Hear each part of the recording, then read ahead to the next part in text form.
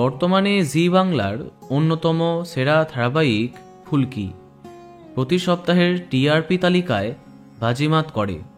কিন্তু এবার এই ধারাবাহিকের জন্য একটি মস্ত বড় খবর সামনে আসছে। মাঝপথে ফুলকি ছেড়ে চলে যাচ্ছেন ধারাবাহিকের অন্যতম প্রধান অভিনেতা ফাহিম মির্জা, যাকে বর্তমানে ইন্সপেক্টর অংশুমানের চরিত্রে দেখা যাচ্ছে।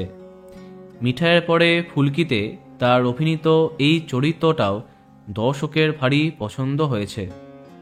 একজন অভিনেতা হিসেবেও তিনি অনেক জনপ্রিয়, কিন্তু এবার ফুলকি থেকে সরতে হচ্ছে তাকে।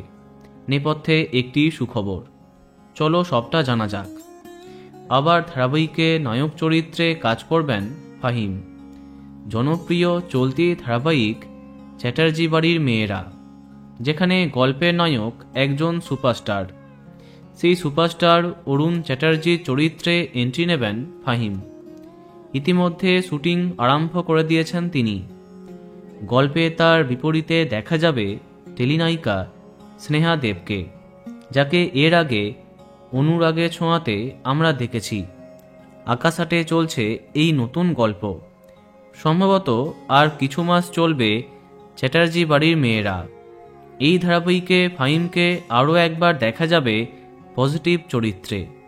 কিন্তু এখন প্রশ্ন, তাহলে কি ফুলকিতে তাকে আর দেখা যাবে না? তার পরিবর্তে কি অন্য কেউ আসবে?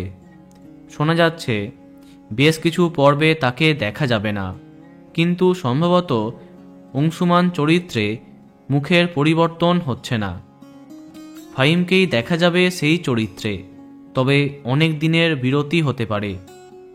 তো বন্ধুরা, তাকে কে কে মিস করবে কমেন্টে জানাতে পারো। আর এই রকমই আরও অনেক ভিডিও পেতে সাবস্ক্রাইব কারেন্ট বস। ধন্যবাদ।